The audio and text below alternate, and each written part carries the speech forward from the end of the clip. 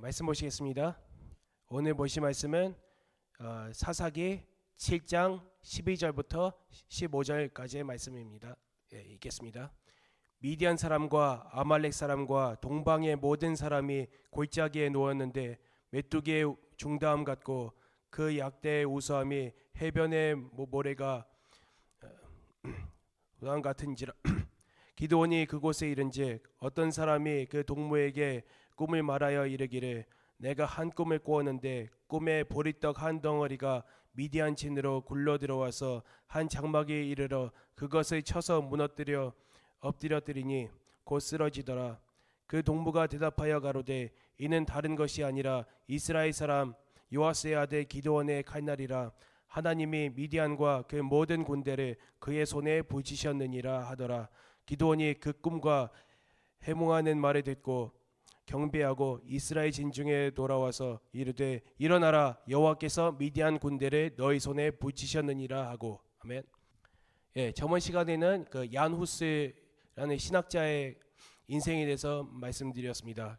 그분이 체코에서 얼마나 그 동포를 위해서 희생하고 말씀을 전하다가 가톨릭에 의해서 이제 화형당해 가지고 순교당했는가 이렇게 말씀을 전했는데요. 이번에는 그 후의 일에 대해서 말씀드리겠습니다. 얀 후스의 순교 이후에 그의 가르침에 따르는 대다수의 체코인들을 분노했고 그 얀 후스의 가르침에 따르는 사람들의 후스파라고 불렸는데 이 후스파가 가톨릭 지도자들의 체코의 수도 프라하에서 이제 처형했습니다. 어떻게 했냐면 그 체코의 수도 프라하에 그 시청 건물이 있는데 거기 위에서 던져 죽였다고 합니다. 아무튼 그 다음에 이 체코의 이제 시민들이 그 체코의 신앙의 자유와 자치를 위해서 이제 일어나 가지고 이제 후스 전쟁이라고 하는 전쟁이 터졌습니다. 1419년부터 1434년까지의 15년간의 전쟁인데 아무튼 그 당시에 그 교황이었던 마르티노 5세는 후스파에 대항해서 십자군을 선포했고 체코의 그 지도를 보면 왼쪽 그러니까 서쪽에는 독일이에요. 그 당시에는 신성 로마 제국이었고 오른쪽은 헝가리 왕국. 아무튼 동남 쪽은 헝가리, 동북 쪽은 폴란드였습니다. 아무튼 어떻게 도망갈 수가 없는 지형이에요. 그러니까 진퇴양난의 상태에 빠진 것이죠. 아무튼 이 교황이 독일, 헝가리, 폴란드, 리투아니아 또 체코 안에 또 가톨릭 신자들이 있지 않습니까? 그 체코 내 가톨릭 기사들한테 면죄부를 나눠주며 후스의 그 이단들을 모조리 죽이라고 명령했습니다. 이거 마치 그 반지의 제왕을 보시면 아시겠지만 사루만이라는 그런 그 마법사가 있지 않습니까? 사루만이 그 오코족들을 시켜가지고 미들 에arth 그러니까 그 중간 땅에 있는 인간들의 모든 멸하라고 보낸 거와 똑같습니다. 엄청나게 많은 숫자들이 참전했다고 합니다. 수십만의 그 기사들이 참전했다고 합니다. 이때 나타난 인물이 바로 얀 지시카라는 세계 역사상 최고의 명장들 중에 한 명이 나왔습니다. 그 사람도 이제 후스의 죽음 이후 교황과 독일에 대항하기 위해서 이제 군대를 모집했습니다. 그는 몰락한 귀족의 아들로 용병 출신으로 풍부한 전투 경험을 살려가지고 주로 농민들 군대를 모집했는데 거의 다 농민들이었습니다. 이 농민들로 이루어진 군대를 신앙에 기초한 그 군기로 훈련시켰다고 합니다. 그리고 전투 전마다 이 찬송가를 부르게 했습니다. 제가 그 체코어에서 영어로 번역한 것에 영어에서 한국어로 번역해 봤는데 2절만 번역해 보았습니다. 하나님의 용사들아 주께 도움 구해 그리고 그를 믿어라 마침내 너희는 항상 그와 함께 빛날 것이라. 그리스도 위해 희생하면 백배 상급받아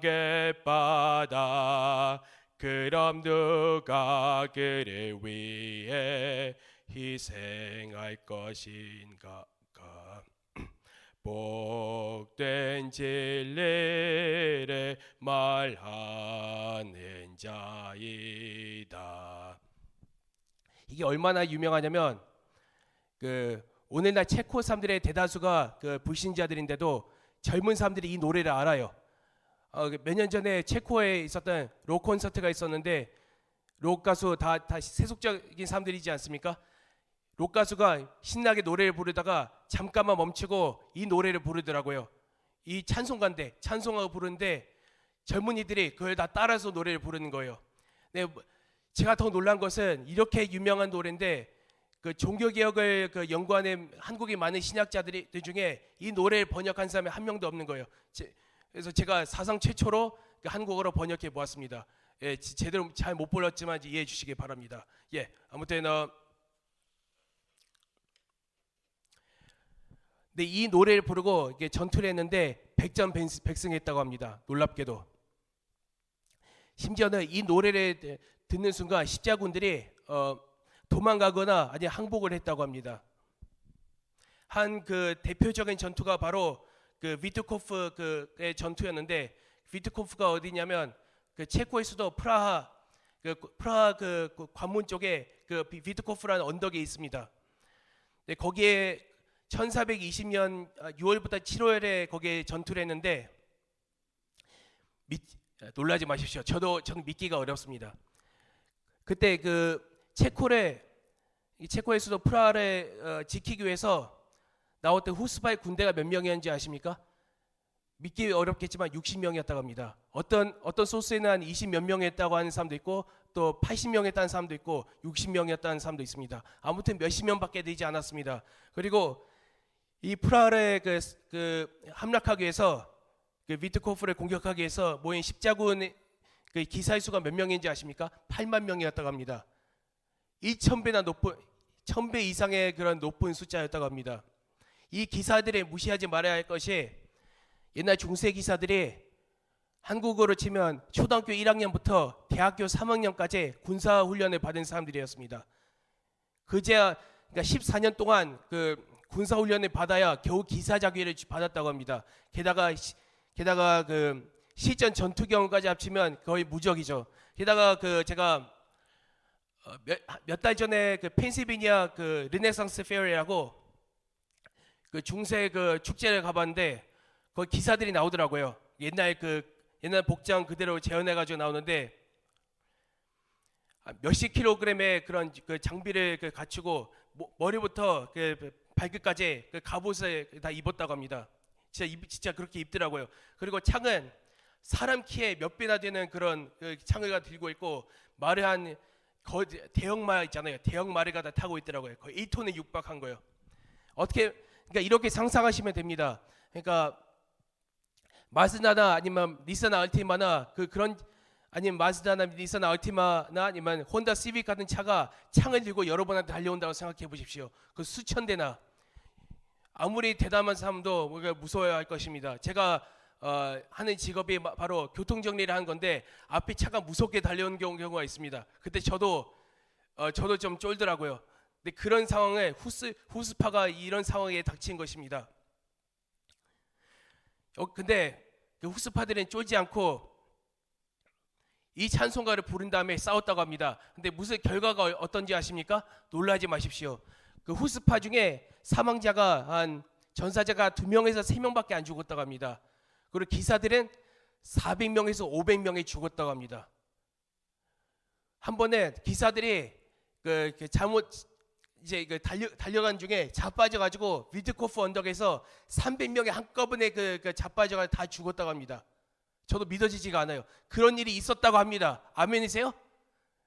저도 믿기가 어려워서 그래요. 아무튼 그래서 대승을 거뒀다고 합니다.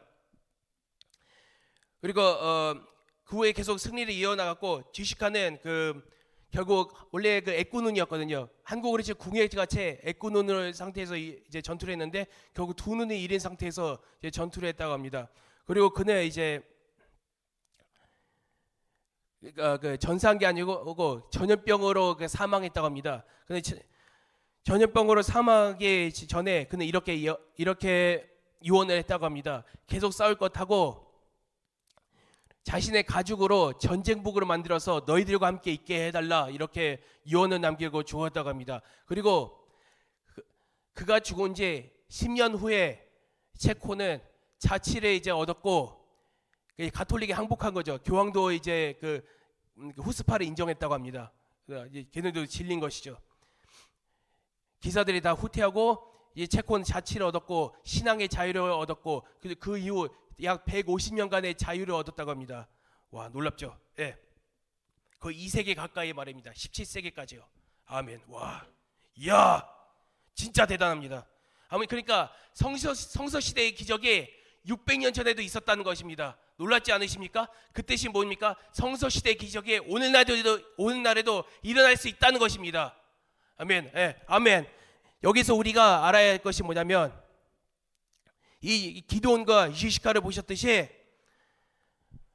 여러분이 우리가 이 땅을 살아가면서 여러 싸움들이 있지 않습니까? 법정 싸움이나 아니면 장사할 때 또 사업을 할 때 사람들하고 또 실갱이를 벌여야 하지 않습니까? 그리고 연봉 타협을 할 때 또 상사고 이렇게 타협을 할 때 상사고 이제 어디 집회를 가는데 좀 자리 좀 나갈 수 있게 조금이라도 비울 수 있게 해달라, 이렇게 설득해야 되는 경우가 있지 않습니까? 어떻게 보면 이게 싸움이지 않습니까? 그죠? 이 싸울 때 먼저 영적으로 승리를 하게 해달라고 기도하시기 바랍니다. 영적인 승리를 위해서 기도와 찬송으로 이겨야 합니다. 하나님께서 먼저 그의 나라와 그의 의를 구하라, 하나님의 나라와 하나님의 의를 구하라고 말씀하지 않으셨습니까? 그러니까 먼저 우리는 이 육적인 싸움 이전에 영적인 싸움에서 먼저 이기기 위해서 기도해야 할 것입니다. 우리도 이 기드온과 얀 유시카와 그의 부하들처럼 본받아 가지고 매일매일 이 일상에서도 이 땅의 그 일상도 보시면 혈과 유구하고 싸우는 것처럼 보이지만 실제로 악하고 싸우는 것이지 않습니까? 이 세상의 권세자면 사탄하고 싸우는 것이지 않습니까? 매일 우리는 이렇게 싸우면서 살고 있습니다. 만약 우리가 하루 일상을 다 가면서 실족하지 않는다면 진짜 영적인 싸움에서 이긴 것입니다. 아멘. 네, 아멘. 이렇게 영적인 싸움에서 먼저 이기는 우리 성도들이 됩시다. 예, 기도하겠습니다. 하나님, 이 세상에 끝없는 싸움과 싸움의 그런 계속 되풀이 되는 것 같습니다. 그런데 먼저 영적인 싸움에서 이길 수 있게 하여 주시옵소서. 그래서 영적인 싸움에서 이겨가지고 나머지 모든 것을 얻을 수 있게 하여 주시옵소서. 감사드리며 예수님의 이름으로 기도하고 남나이다. 아멘.